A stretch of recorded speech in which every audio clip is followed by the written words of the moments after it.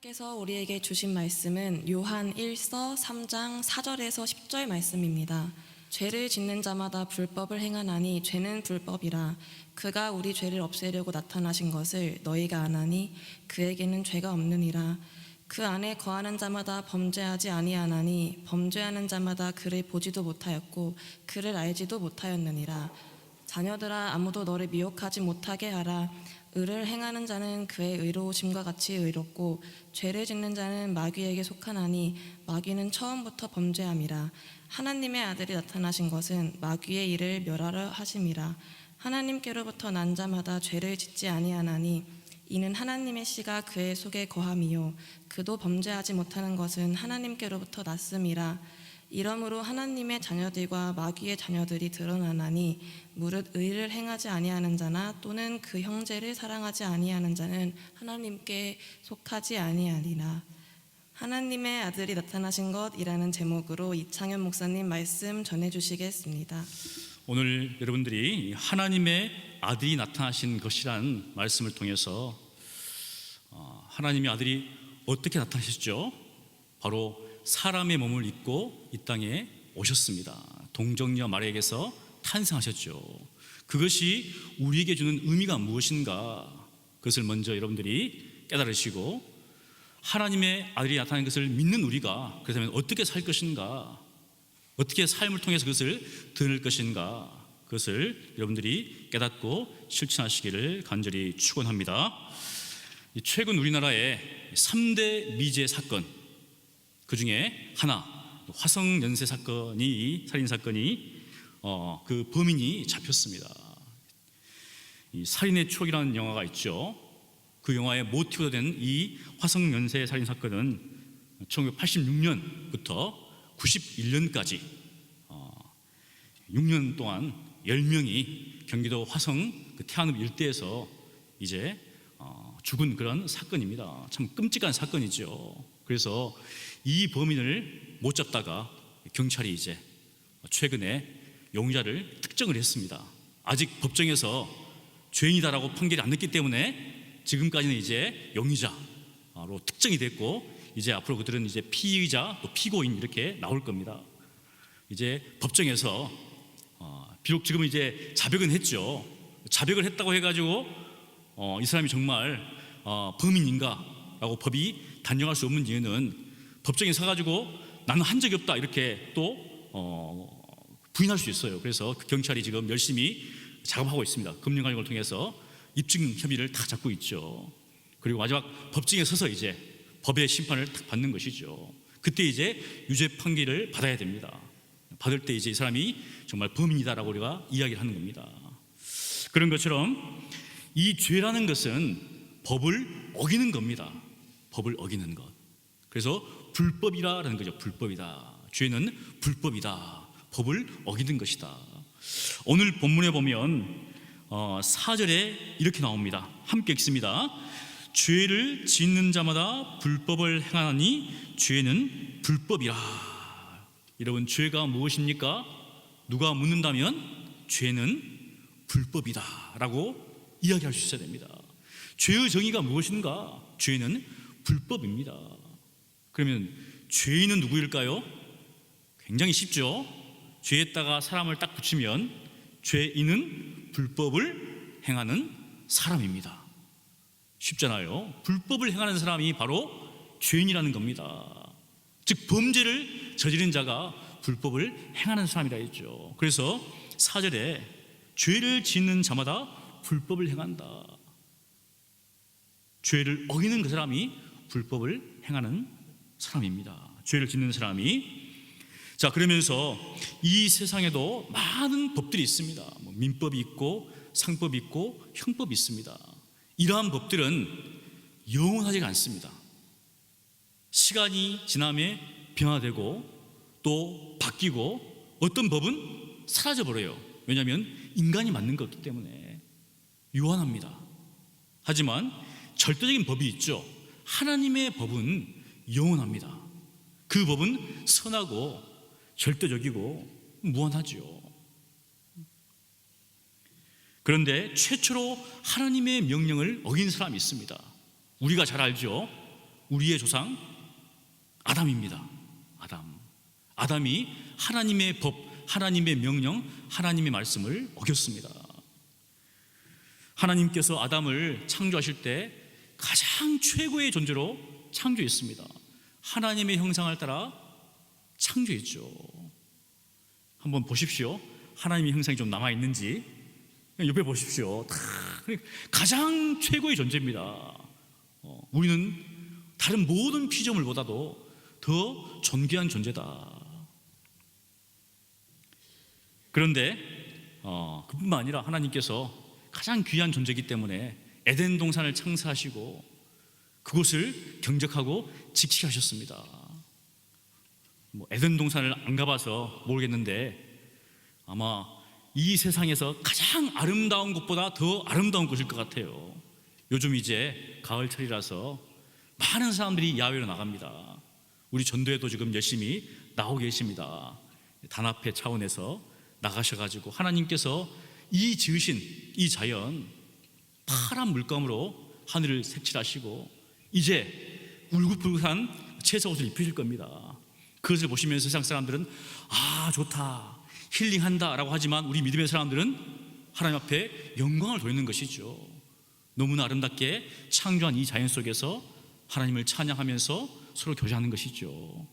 그렇다면 이 최초로 창조하신 이 에덴 동산은 얼마나 좋을 것인가. 그런데 그곳에서 일어나지 말아야 할 일이 벌어졌습니다. 무엇입니까? 아담이 하나님께서 먹지 말라고 명한 선악을 알게 하는 나무의 열매를 먹어버렸습니다. 그거 먹으면 반드시 죽는다고 했어요. 그런데 뱀의 유혹을 받아서 하와가 먹고 하와가 준 또 그 열매를 아담이 묻지도 않고 따지지도 않고 먹어버렸어요. 그래서 죽음이 났습니다. 그냥 탁 죽었으면 끝났을 거 아니에요.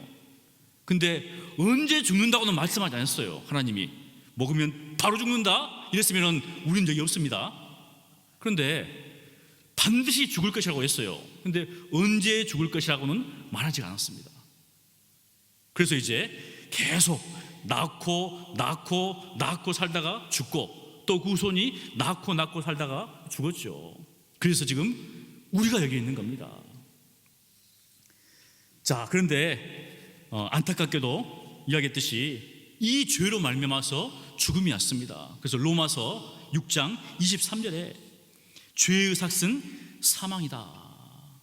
아담이 하나님의 명령을 어김으로 말미암아서 죽음이 왔는데 아담만 죽었으면 문제가 없는데 그게 아닙니다. 그 아담의 개인에 국한된 것이 아니라 그 후손들에게까지도 다 이 죽음이 왔어요. 그러면 이렇게 반문해야 되겠죠. 하나님 너무한 게 아닙니까? 죄가 선악을 알게 하는 나무의 열매를 먹었습니까? 혹시 그 열매 드신 분 계신가요? 없잖아요. 우리 중 누구도 선악을 알게 하는 나무의 과실을 먹은 적이 없습니다. 그럼에도 불구하고 우리가 죽습니다. 왜 죽을까요? 로마서 5장 12절에 그에 대한 답이 있습니다. 로마서 5장 12절 이렇게 나옵니다. 그러므로 한 사람으로 말미암아 죄가 세상에 들어오고, 그러니까 그 당시 창조한 세상에는 죄가 들어오지 않았다는 것이죠. 그런데 아담이 먹음으로 말미암아서 죄가 들어왔습니다. 죄로 말미암아 사망이 또 들어왔습니다. 이 세트예요. 죄는 어떻습니까? 항상 사망을 데려옵니다. 죄가 없으면 사망이 없겠죠. 들어와 버렸어요. 지금 이와 같이 모든 사람이 죄를 지었으므로 사망이 모든 사람에게 이르렀느니라. 우리는 아담이 범죄한 것 같은 죄는 짓지 않았지만 다 죄를 지었잖아요. 누가 합니까? 내가 알고 하나님이 아십니다. 내 안에 있는 양심이 알고 하나님이 알죠. 그래서 우리에게도 죽음이 온 겁니다. 왜 그럴까요? 우리가 다 죄 아래에서 태어났기 때문에, 죄 가운데 태어났기 때문에 이제는 죄를 지을 수밖에 없어요. 그래서 성경은 우리가 죄의 종이다. 종은 주인이 시키면 해야 됩니다. 하고 싶지 않아도 어떻습니까? 죄를 지을 수밖에 없다는 거예요. 죄를 지었기 때문에 이제 우리에게도 동일하게 사망이 왔다는 겁니다.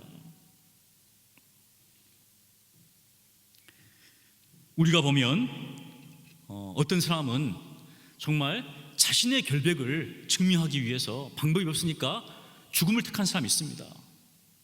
자기의 죽음을 통해서 나는 결백하다, 나는 죄가 없다. 이런 사람은 그 사람의 결백을 주장하려면은 죽음이 아니라 죽지 않음을 통해서 결백을 해야 돼요. 안 죽으면 어떻습니까? 죄인이 아니죠. 그런데 우리 중 누구도 죽지 않을 사람이 없잖아요. 봄과 여름 때 보면 우리가 장례가 많이 터졌습니다. 연달아 터졌어요. 그냥 죽고 또 죽고. 요즘은 돌아가시는 분이 없는데 결혼하신 분이 또 많아요. 감사할 일입니다. 그런데 우리는 다 죽는다는 거예요. 무엇 때문에요? 죄 때문에. 그러니까 나는 죄인이 아니다 라고 말할 수가 없어요.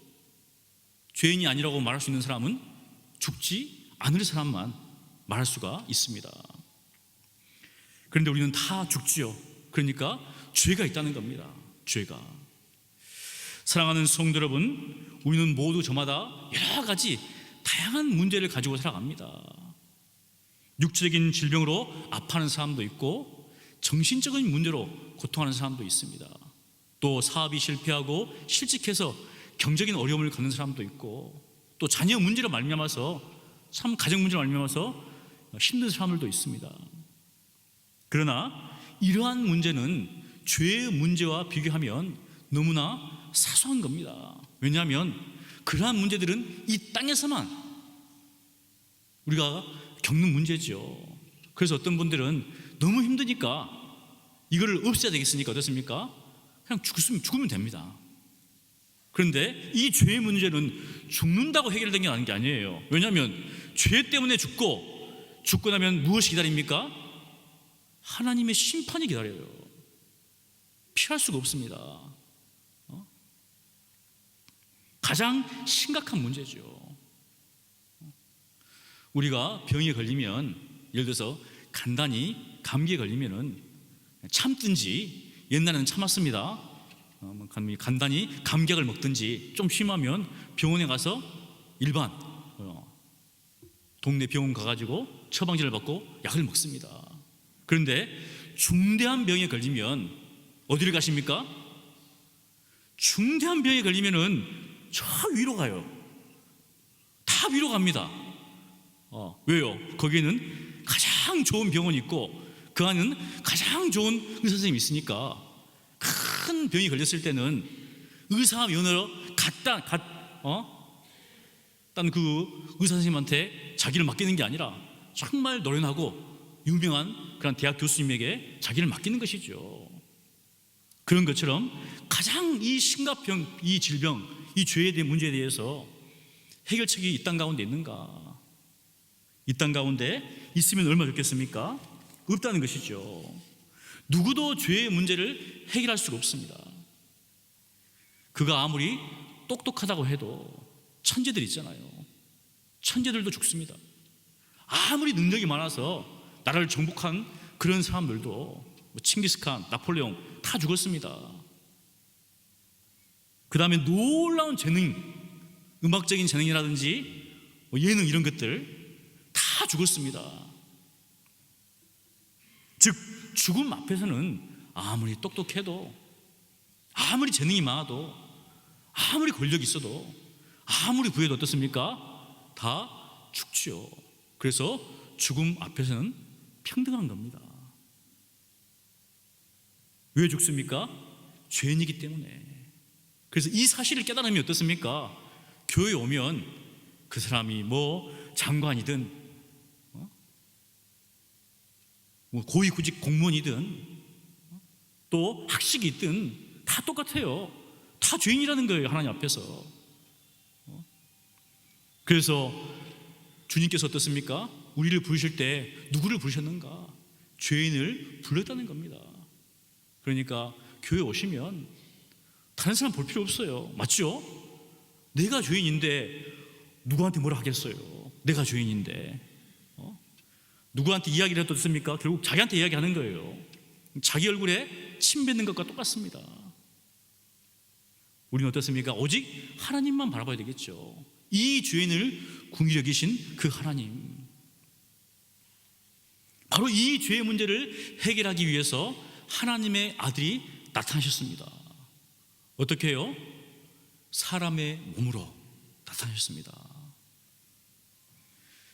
우리 5절을 요한일서 우리 3장 5절 읽겠습니다. 그가 우리 죄를 없애려고 나타나신 것을 너희가 아나니 그에게는 죄가 없느니라. 사랑하는 성도 여러분, 하나님의 아들이 나타나셨는데, 사람의 몸을 입고 나타나셨는데, 바로 하나님의 어린 양으로서 친히 우리의 모든 죄를 짊어지기 위해서 나타나셨다는 것입니다. 그는 우리 죄를 위한 화목제물이 되셨습니다. 하나님께서 이스라엘 백성을 택하시고 그들에게 두 가지를 주셨습니다. 두 가지를 행해라. 하나는 율법입니다. 율법. 법이었기 때문에 하나님의 법을 주셨어요. 하나님의 법대로 하나님 백성답게 살아라. 그런데 죄인인 우리가 이것을 지키다가 어떻습니까? 어겨요. 그래서 하나님께서 제사제도를 주셨어요. 제사장을 세워서 죄를 지었을 때는 제사장을 찾아가서 이 제물을 통해서 너의 죄를 속해라, 이렇게 하신 겁니다. 그런데 이 제사제도가 완전하는가? 완전하지 못해요. 다 하나님 어떻습니까? 우리를 구원하시기 위해서 이런 일종 이 모형을 만드셨어요. 예표. 그래서 히브리서 10장 11절에 이렇게 나옵니다. 히브리서 10장 11절에 제사장마다 매일 서서 섬기며 자주 같은 제사를 드리되 이 제사는 언제나 죄를 없게 하지 못하거니와. 제사장들이 매일 제사를 드려요. 왜? 죄를 지으니까. 여러분, 병원 의사들이 할 일이 없으려면 안 아프면 되는 거예요. 아무도 안 아프면 어떻습니까? 아들한테 아들아 너는 커서 의사 되라 안 하겠죠. 왜? 굶어 죽으니까. 맞잖아요. 그런데 병원은 넘쳐납니다. 제가 여기 앞에 가봐도 가면 항상 신방하면 사람들이 막 드글드글거려요. 아픈 사람이 많다는 거예요. 옛날에는 참았지요. 요즘은 안 참습니다. 그냥 안 참고 찾아가요. 그냥 가가지고. 그런 것처럼 제사장들이 매일 제사를 드리는 거예요. 왜? 매일 율법을 어기니까. 이 죄 문제를 해결하기 때문에. 그런데 한 번 드려서 어떻습니까? 끝나면 얼마나 좋아요. 우리 권사님들이 참 많이 아프신데 머리, 어깨, 무릎, 팔다리, 팔 막 엄청 아프세요 진짜. 딱 하나만 먹으면, 병원 가서 딱 하나만 먹으면 안 아프면 얼마나 좋겠어요. 이제 더 이상 죽을 때까지 안 아프다. 그런 약이 있으면 얼마나 좋겠어요. 있어도 안 팝니다. 왜? 의사들이 굶어 죽잖아요. 절대 안 팝니다. 맞잖아요. 지금 그 누가 팔겠어요? 있어도 못 주는 거죠. 여러분은 죄를 짓기 때문에 드릴 수밖에 없어요. 그래서 하나님께서 딱 한 번을 꺼내셨어요. 누굽니까? 그의 아들 예수 그리스도를 통해서.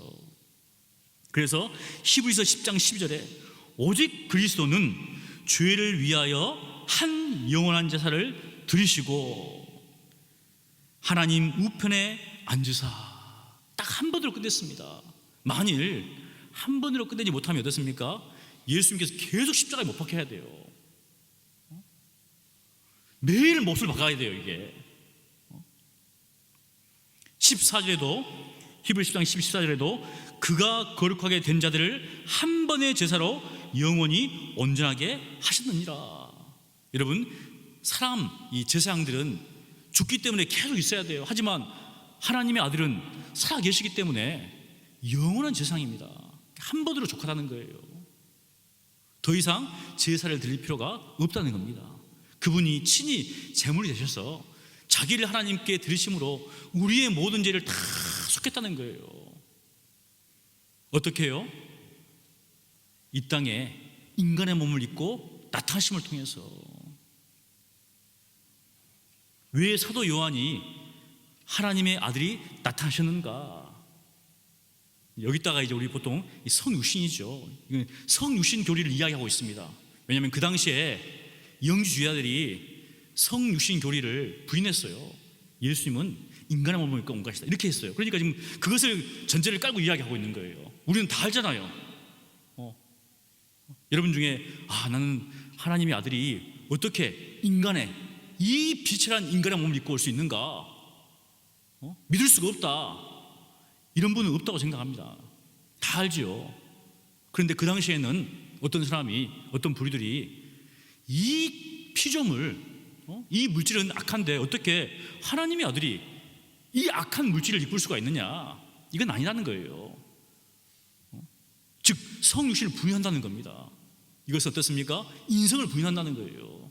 이단들이죠. 그래서 지금 사도 요한이 이야기를 하는 겁니다. 아니라는 거예요. 인간의 몸을 입고 나타나셨는데 그것은 우리가 지은 이 죄를 없애기 위해서 오셨다는 겁니다. 이게 대속의 교리죠. 우리가 잘 알잖아요.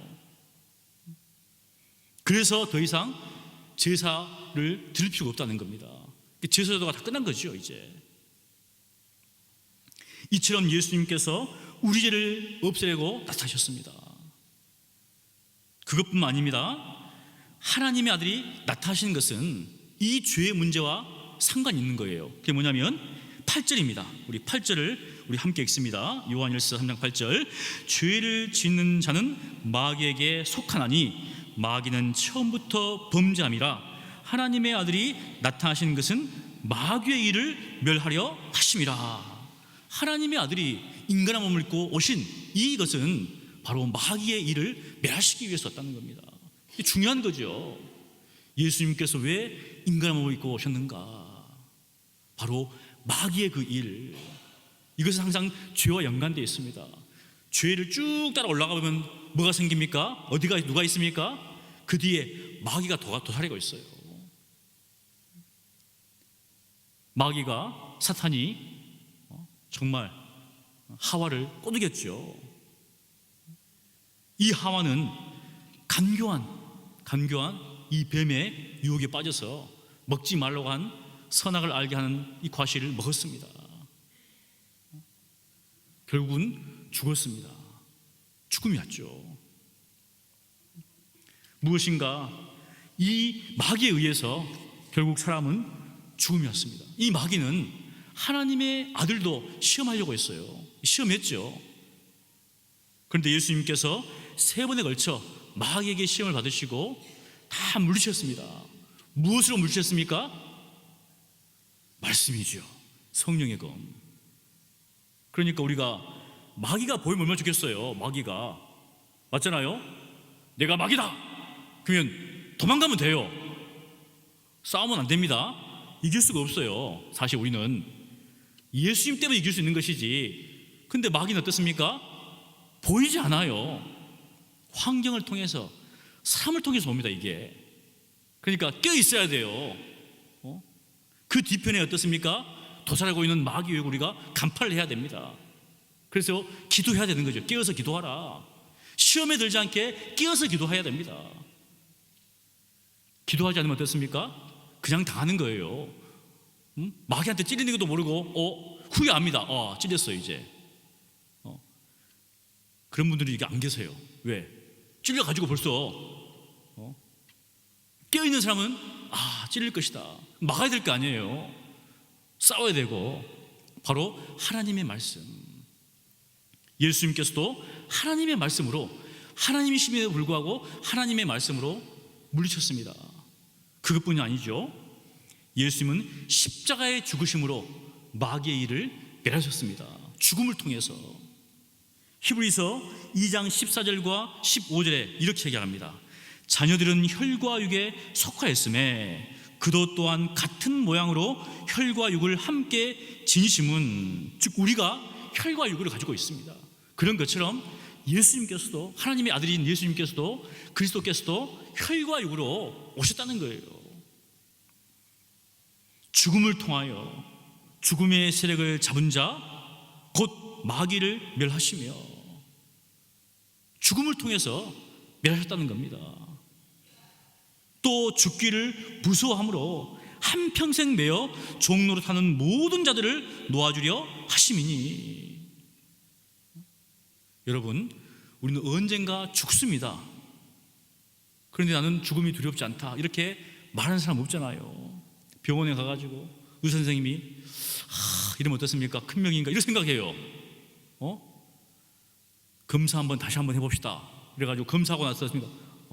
뭔가 좀 의심스럽습니다. 일주일 기간 어떻습니까? 마음이 편합니까? 평안해, 이제 죽겠구나, 감사합니다. 힘든 세상 빨리 가니까, 이러신 분이 계세요? 아니죠. 조마조마합니다. 조마조마해요. 이거 큰 병 아니면 어떤가? 이거 죽을 병 아니면 어떤가? 이게 조마조마하잖아요, 이게. 목사도 그렇습니다. 제가 아는 목사님도 막 검사하고 나서 막 조마조마해요. 안 할 수밖에 없는 게, 이게 죽음이라는 게 두렵다는 거예요. 그런데 예수 믿는 사람은 죽음이 어떻습니까? 열린 천국문으로 가는 길이죠, 하나님께. 그래서 많은 믿음의 사람들은 죽인다고 하니까 그럼 죽여라는 거예요. 왜? 이 순교의 피를 통해서 내가 예수 믿는 사람이라는 것을 증거한다는 거죠. 그래서 불신자와 신자의 죽음은 다릅니다. 신자는 잠자는 거예요. 잠잤다가 주님이 부르시면 깨어나는 겁니다, 이제. 근데 불신자는 어떻습니까? 죽음이 두려운 거죠. 하면 심판이 있으니까. 그런데 예수님께서 이제 우리를 놓아주셨어요, 죽음의 권세에서.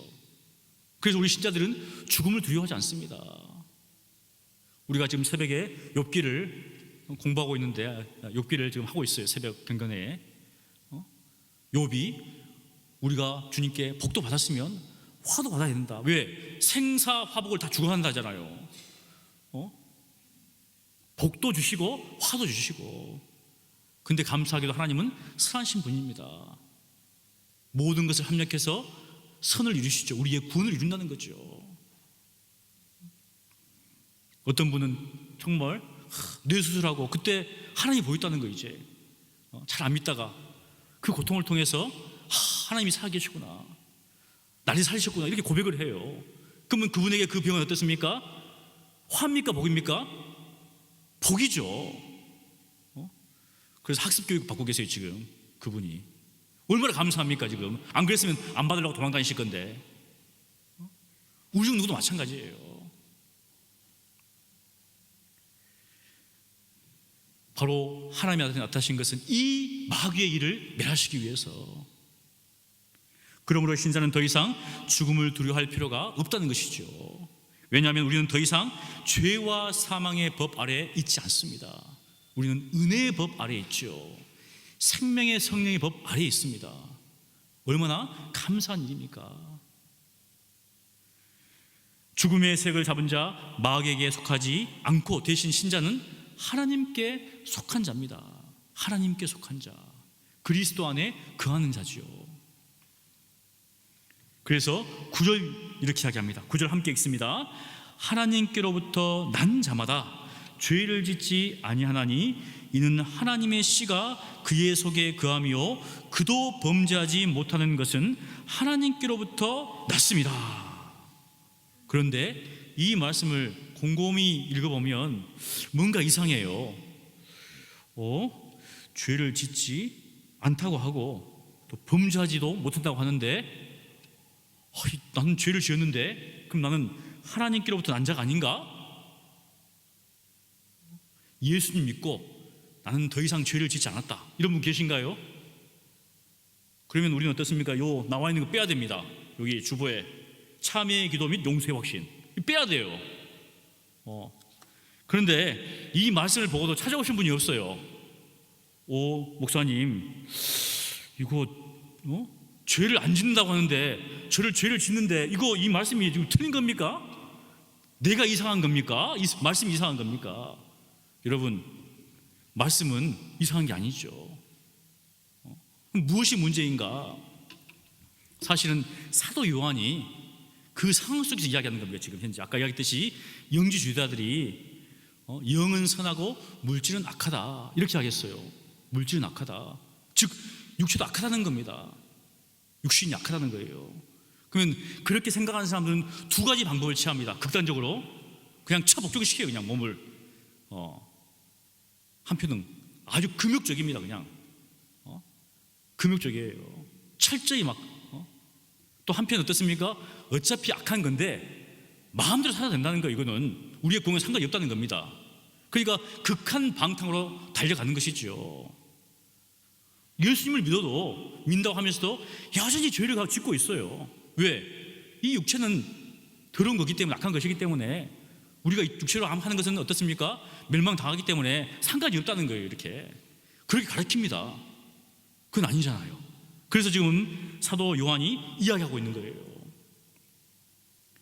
여러분 6절도 한번 보겠습니다. 6절, 그 안에 거하는 자마다 범죄하지 아니하나니 범죄하는 자마다 그를 보지도 못하였고 그를 알지도 못하였느니라. 이렇게 이야기하죠.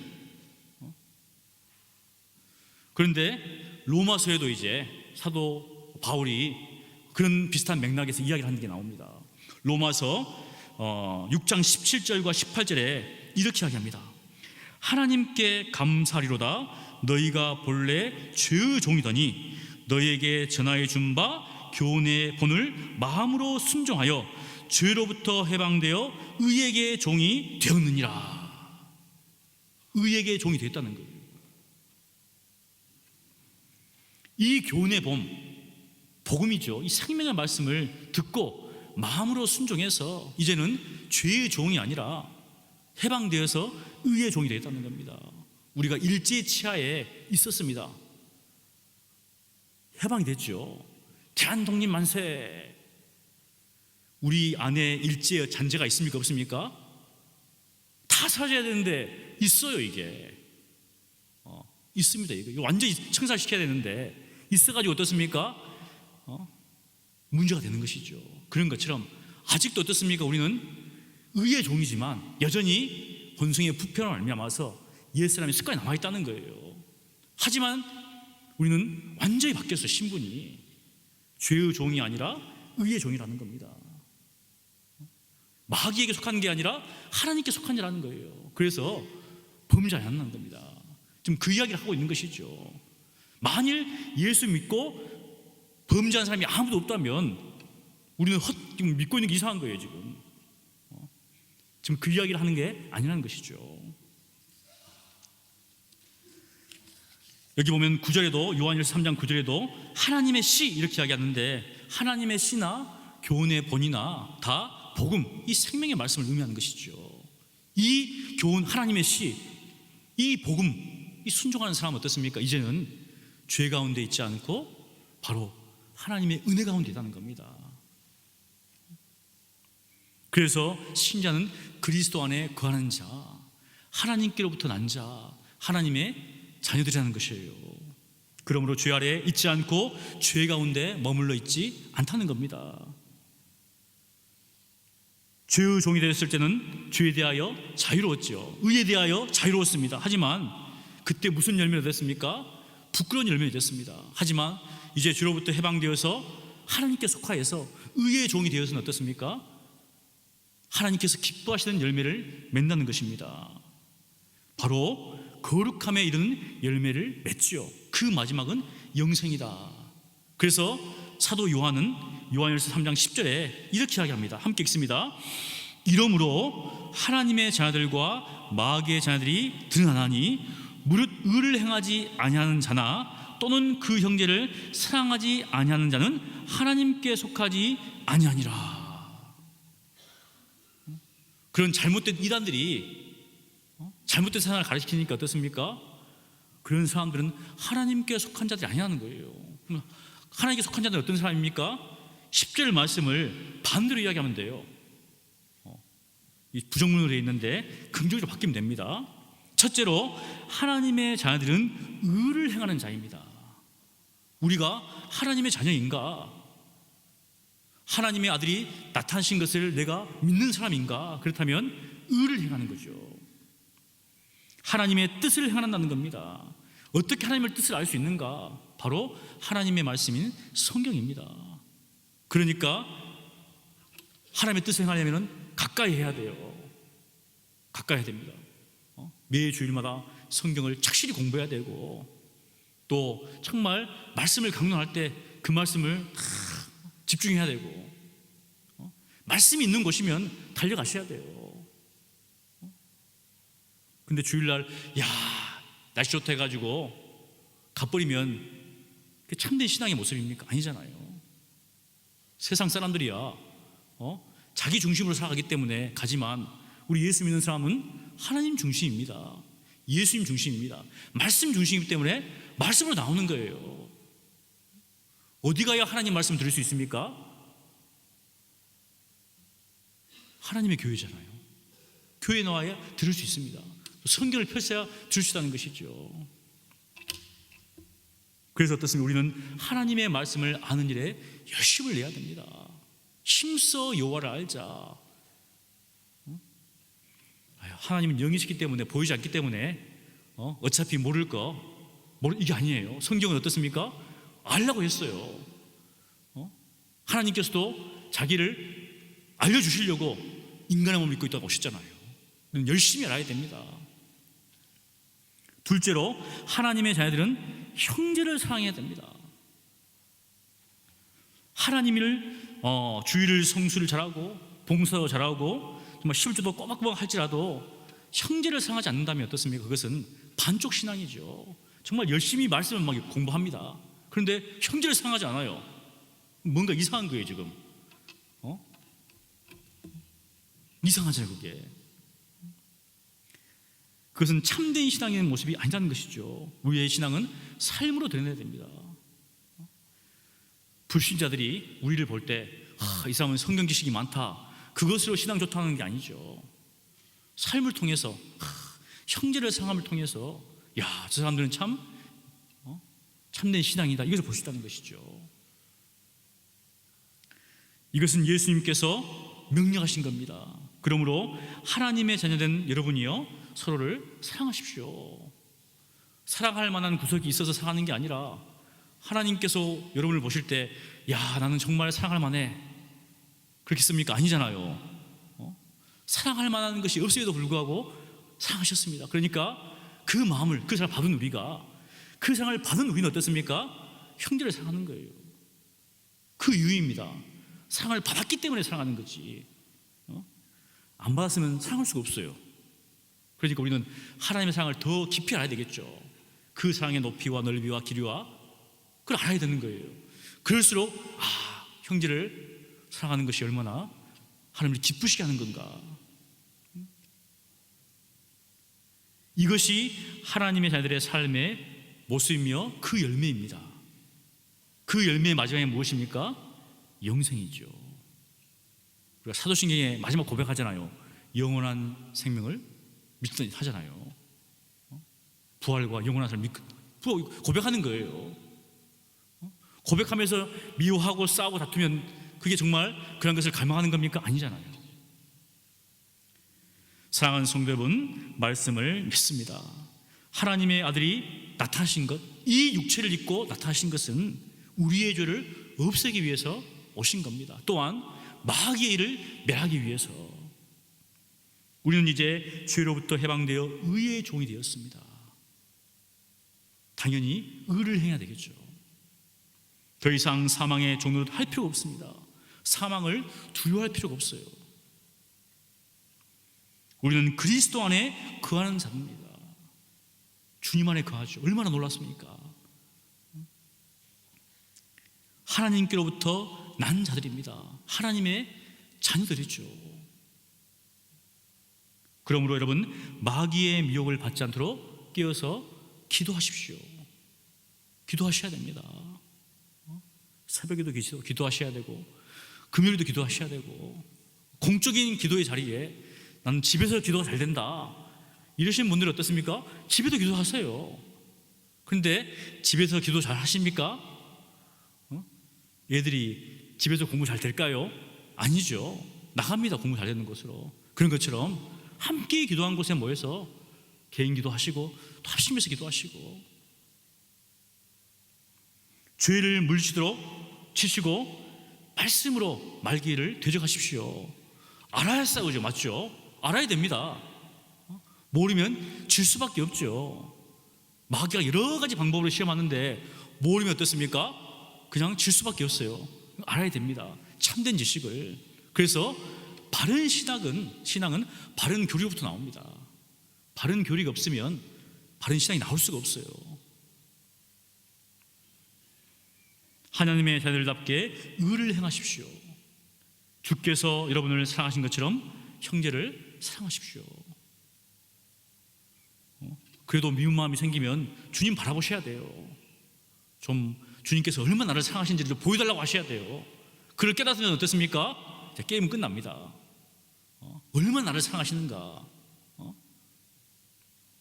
이를 위해서 하나님의 아들이 육체를 입고 이 땅에 오셨습니다. 그 놀라운 비밀을 우리가 깨달았고 그 가운데 지금 살고 있죠. 이러한 은혜가 여러분 가운데 항상 함께 하시기를 간절히 축원합니다. 기도하겠습니다. 거룩하신 하나님 감사합니다. 하나님의 아들이 나타나신 것은 이 죄인들을 위해서, 이 죄를 없이 하기 위해서 친히 인간의 몸을 입고 이 땅에 오셨습니다.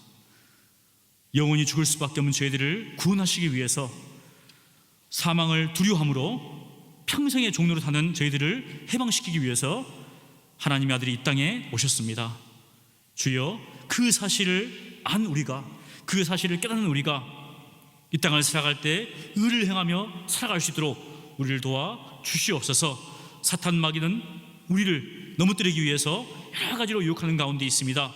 깨어서 기도하게 하시고 말씀을 붙잡고 날마다 승리하는 삶을 살게 하여 주시옵소서. 무엇보다도 서로 사랑하기를 원합니다. 주님께서 우리를 사랑하신 것처럼 형제와 자매를 사랑하는 우리 교회 성도를 다 될 수 있도록 역사하여 주시옵소서. 감사하고 예수님 이름으로 기도합니다. 아멘.